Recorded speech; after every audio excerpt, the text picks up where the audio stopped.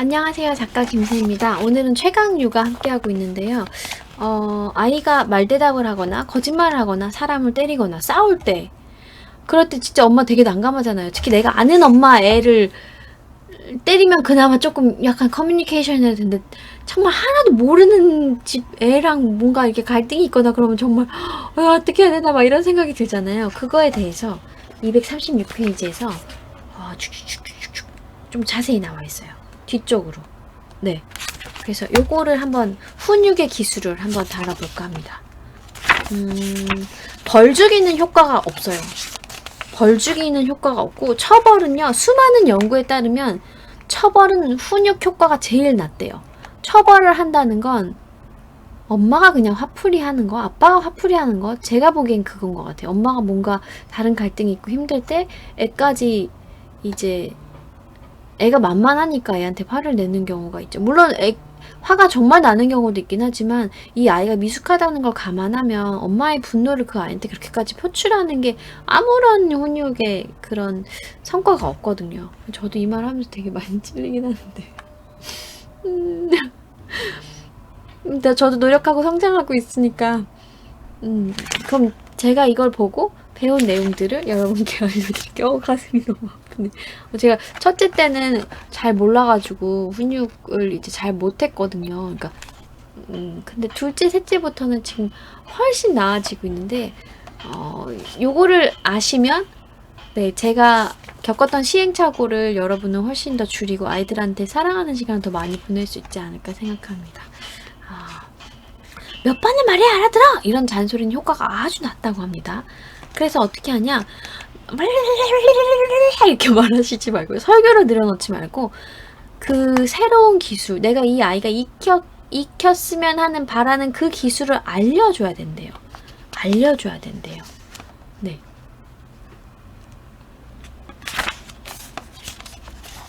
아이가 사람을 딱 때렸어요. 그때 사람을 때리면 안 돼! 라고 말한 다음에 그 뒤로 너무 길게 설명하는 게 아니고 단순하게 딱 말해주는 거예요. 사람을 때리지 마. 왜냐하면 그 사람이 다치잖아. 그 사람이 상처를 입잖아. 그 사람이 아파하잖아. 이렇게 그냥 딱 한 줄로. 사람을 때리지 마. 그 사람이 다치니까. 그 사람이 상처 입으니까. 이렇게 한 줄로 말하는 거예요. 네. 그 다음에 지금 이 맞은 아이 기분이 어떨까? 라고 물어본대요. 대답하지 않으면 그 맞은 아이한테 너 지금 기분이 어때? 그럼 걔가 왜 아파요 엄마 막 이럴 거니에요. 그러면 그거를 이제 묘사해 주는 거예요. 친구가 지금 네가 때려서 많이 아프대 라고. 그 다음에 이거를 좋은 행동으로 바꿔서 설명을 해준다는 거죠. 남을 때리면 안 돼. 하지만 네가 말로 안 돼, 싫어 라고 말하는 건 괜찮아 라고. 그러니까 얘가 화가 나는데 이 화를 표출하는 방법을 모르니까 때린 거잖아요. 그럼 이 화를 이런 식으로 표현하는 건 괜찮아 라고 알려줘야 되는 거예요.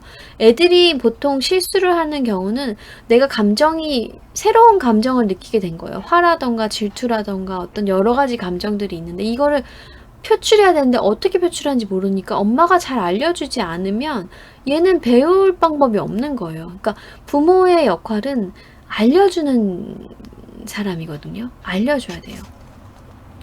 그 다음에 또 이런 식으로 설명할 수도 있어요. 엄마는 네가 걔를 때렸을 때 기분이 안 좋았어. 네가 화났다는 사실을 전달할 수 있는 다른 방법이 있을까? 라고. 그러니까 얘가 화난 거를 어떻게 전달할 수 있을까? 어떻게 표현할 수 있을까? 예를 들어서 화가 나면 막 부모님을 때리는 애기가 있잖아요. 그럼 네가 때리면 엄마는 아파. 네가 화난 걸 알고 있어. 하지만 진정해봐. 네가 화난 거를 매번 이렇게 때리면 엄마는 너랑 같이 있기가 어렵잖아. 어떻게 하면 네 화를 표현할 수가 있을까? 엄마한테 싫어요 라고 말하는 게 좋을까? 안 돼요 라고 말하는 게 좋을까? 그럼 그게 편하다면 엄마를 때리는 것보다는 엄마 싫어요 라고 말할까? 이런 식으로 이렇게 아이가 알아들을 수 있게 설명을 해주는 거예요. 다른 방법은 없을까? 네 감정을 표현할 다른 방법은 없을까? 라고. 때리는 건 안 되지만 말로 하는 건 괜찮아 라고. 그 다음에 딱 규칙을 정해줘야 된대요. 너가 만약에 이렇게 하면 때리면 당장 집에 갈 거야. 너가 때리면 뭐뭐 할 거야 라는 규칙을 정하고 그거를 계속해서 이행하는 게 중요하다고 합니다. 그래서 한 번 만약에 또 때렸다 그러면 곧바로 그냥 그 자리에서 그 규칙을 지키는 거예요. 떠나는 거예요. 집에 가는 거예요. 아기가 막 악을 쓰건 뭐를 하건 최대한 침착하게 행동하는 게 중요하다고 합니다. 좋아, 더 이상 누구도 다치면 안 되니까 당장 집으로 가자라고. 그쵸? 아이는 그러면 친구를 때리면 바로 집으로 간다라는 규칙을 상기하게 된대요. 네. 만약에 이런 규칙이 없다 그러면 아이의 동의하에 뭔가 규칙을 하나 정해서 아기가 이렇게 하면 이렇게 된다라는 결과를 맞이한다는 걸 인식하게 된다는 거죠. 네. 아기가 근데 막 말리다 팔 수가 있어요. 막 이러잖아요. 그러면 엄마가 야이 예쁘다 오와 막 이렇게 하지 마시고, 그러면 너무 진짜 막 판이 커지잖아요. 너무 슬퍼. 저는 민지랑 놀이터에서 둘이 막 많이 이러고 싸워가지고 가슴이 아픈데, 이럴 때 어떻게 말을 하냐. 네. 엄마는 그 말투가 싫어. 가족끼리는 다정하게 표현하면 좋겠어. 라고. 저랑 민지랑 나중에 한창 갈등이 되게 심해졌다가 민지가 제가 민지한테 이렇게 말했었거든요. 엄마는 민지가 예쁘게 말했으면 좋겠어 라고 했는데 민지도 저한테 그러더라고요. 민지는 엄마가 예쁘게 말했으면 좋겠어요 라고. 네, 그러면서 저도 많이 고쳐졌거든요. 네, 여러분도 이렇게 하시면 좋을 것 같아요. 엄마는 그렇게 네가 말하는 게 싫어. 엄마 상처받아. 가족끼리는 서로 다정하게 표현하자. 가족끼리는 예쁘게 말하자. 엄마는 그런 식으로 엄마 이름을 막 뭐 함부로 말하거나 뭐 애기들 맨날 그래 바보 똥꼬 막 이런 얘기 많이 하죠. 맨날 똥꼬래요 막 이러고. 제발 그놈의 그 은꼬 얘기는 좀 안 들었으면 좋겠는데, 아무튼 뭐 엄마 그런 식으로 부르지 마. 엄마 이름 그렇게 하거나 동생들한테 그렇게 하는 거 엄마 원하지 않아 라고 말하는 거죠. 그 다음에 얘가 그럼에도 불구하고 계속 지속해 나간다 라고 했을 때, 네가 심한 말을 해서 기분이 상했으니까 그만하자. 나는 다른 거 할래. 이거 하고 싶지 않아. 기분이 상했어. 다른 거 할래 라고 알려주는 거죠. 그 다음 애가 막 무례하게 굴 때가 있잖아요. 무례하게 굴 때는 엄마한테 무례하게 굴지 마 라고 딱 알려줘야 된대요. 엄마한테 무례하게 굴지 마. 엄마는 너한테 그렇게 말하지 않잖아. 엄마한테 무례하게 굴지 마 라고 말하는 거죠. 근데 아이가 거짓말할 때가 있는데 저는 이게 완전 빵 터졌어요. 완전 빵 터졌어요. 왜냐면 여기 보면 245페이지에 2시간에 한 번꼴로 아이가 마구 거짓말을 한다고 합니다. 4살이 되면. 4살이 되면 여러분은 2시간에 한 번꼴로 거짓말하는 아이를 볼 수 있게 되는 거예요. 민지는 이렇게까지 안 했는데 이렇게까지 할 수 있다는 게 저는 정말 놀라운 것 같아요. 아이들은 혼나지 않으려고 혹은 죄책감이나 수치심을 느끼지 않으려고 원하는 걸 얻으려고 관계를 유지하려고 거짓말을 한대요. 어른들이 거짓말하는 이유랑 안 다르다는 거죠. 근데 거짓말 대응하는 방법이 이렇게 나와 있습니다. 거짓을 말하면 조근조근 일러주는 거예요. 그건 거짓말이야. 그건 거짓말이야. 우리 집에서는 거짓말하지 않아. 아이가 그래서 진실을 말하잖아요. 진실을 말하면 아이러니가 진실을 말했다는 이유로 더 혼내는 부모가 예전에 많았잖아요. 그렇게 하면 이 아이는 다시는 이 부모님한테 진실을 얘기하지 않아. 왜? 거짓말해도 맞지만 이게 진실을 말했을 때 뭔가 약간 보상이 있어야 되는데, 용서를 해준다거나 이런 게 있어야 되는데 더 크게 혼나기 때문에 오히려 진실을 말하지 않는 거예요.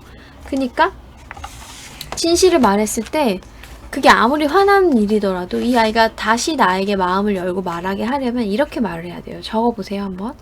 솔직히 말하기 힘들었지. 솔직히 말하기 참 힘들었지. 솔직히 말해줘서 고마워. 진실을 말해줘서 고마워. 엄마는 네가 그렇게 말해줘서 참 고마워. 고마워 라고 해주는 거죠.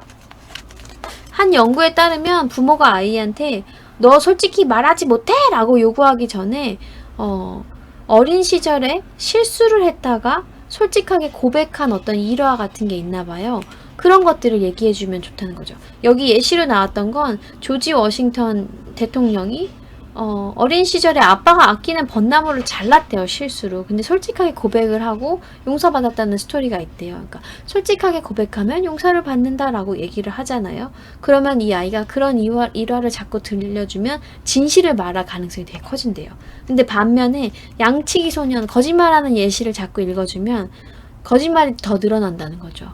그래서 우리는 그 생각의 힘을 아는 사람들이잖아요. 이 아이가 되고 싶어 하는 모습의 예시를 자꾸 말해주는 게 이 아이한테 도움이 돼요.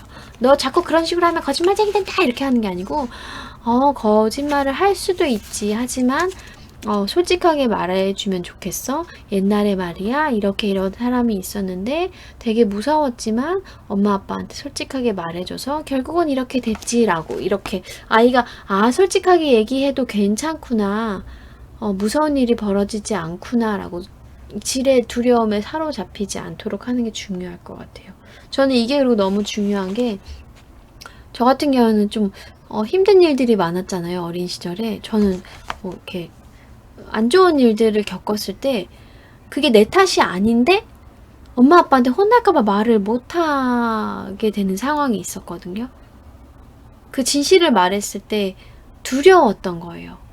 사실은 저희 어머니 아버지는 진실을 말했을 때 저를 도와주실 수 있는 분이었는데 제가 이렇게 두려운 마음이 너무 컸더라고요.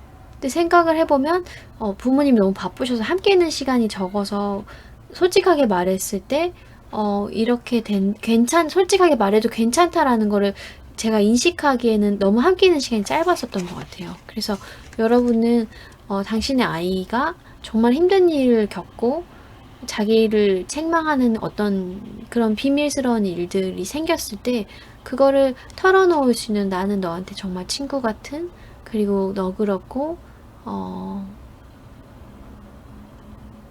너를 오해하지 않고 너를 정말 사랑하는 그런 네 곁에 있는 너를 사랑하는 사람이다라는 인식을 계속 주시는 게 중요할 것 같아요.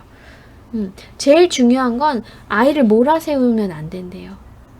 그리고 계속해서 하는 거죠. 애기가 막 거짓말을 할 것 같을 때 이런 식으로 얘기하면 또 좋대요. 이거 이렇게 막 그림에 소스가 튀어 있네. 엄마한테 설명해 줄래? 왜 이렇게 됐을까? 설명해 줄래? 라고.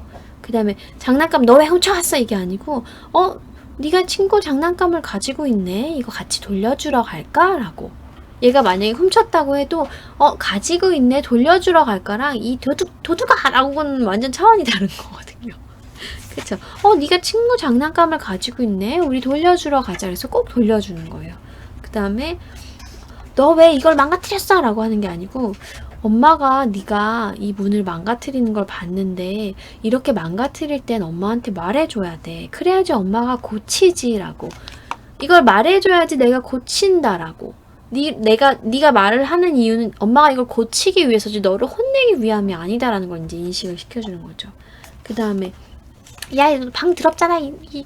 뭐 하려나? 막 이렇게 하지 마시고 엄마는 네가 방 청소를 안 한 걸 알지? 엄마는 네가 숙제를 안 한 걸 알지? 엄마는 네가 도시락을 꺼내놓지 않은 걸 알지? 이렇게 얘기하신 다음에 그러면 지금부터 뭘 하면 좋을까? 라고 아이가 선택할 수 있도록 해주시는 거예요. 네. 이렇게 하시면 되게 좋을 것 같고 이 뒤에 이성을 잃지 않고 이 부모님들이 다 이성을 잃는가 봐. 이성을 잃지 않고 논리적으로 훈육하는 방법도 나와 있고 버릇없게 굴었을 때 신속하게 대처하는 방법도 나와 있고 아이한테 자존감을 세워주는 말투 안 돼! 이게 아니고 더 좋은 방법이 뭘까? 라고 하는 그런 말투들도 있어요. 그래서 이게 그냥 두고 보면서 여기에 나온 좋은 말투는 이렇게 붙여가지고 냉장고에다가 이렇게 붙여놓고 좀 보고 공부하고 약간 이게 연구할 만한 가치가 있는 책이더라고요. 이 최강의 이유가. 그래서 여러분도 절대 놓쳐서는 안 될 아이하고 우리가 사랑하려고 하는 건데 나도 부모가 처음이고 아이도 이런 관계 맺고 성장하고 이러는 게 다 처음이니까 얼마나 둘 다 서로서로 미숙해요. 그러면 우리가 조금 더 준비를 해서 좀 더 넓은 마음으로 아이한테 더 좋은 영향을 끼칠 수 있는 부모가 되는데 되게 꼭 필요한 책이 아닐까 하고 생각이 듭니다. 그럼 저는 이제 가볼게요. 주말 잘 보내고 계신가요? 독서 모임은 8월부터 시작되니까요. 관심 있으신 분은 네이버 카페 리치서클 아카데미 오시면 될 것 같고요. 우리 육아하는 모든 엄마들, 아빠들 다들 힘내자고요. 금방 가요. 또 돌이켜보면 그때가 힘들었지만 참 좋았던 시기였다라고 말하는 순간이 분명히 올 거라고 믿고 그렇기 때문에 오늘 하루하루 최선을 다해서 정말 열심히 사랑하면서 삽시다. 감사합니다. 사랑합니다. 축복합니다. 안녕. 좋아요랑 구독은 사랑입니다. 안녕.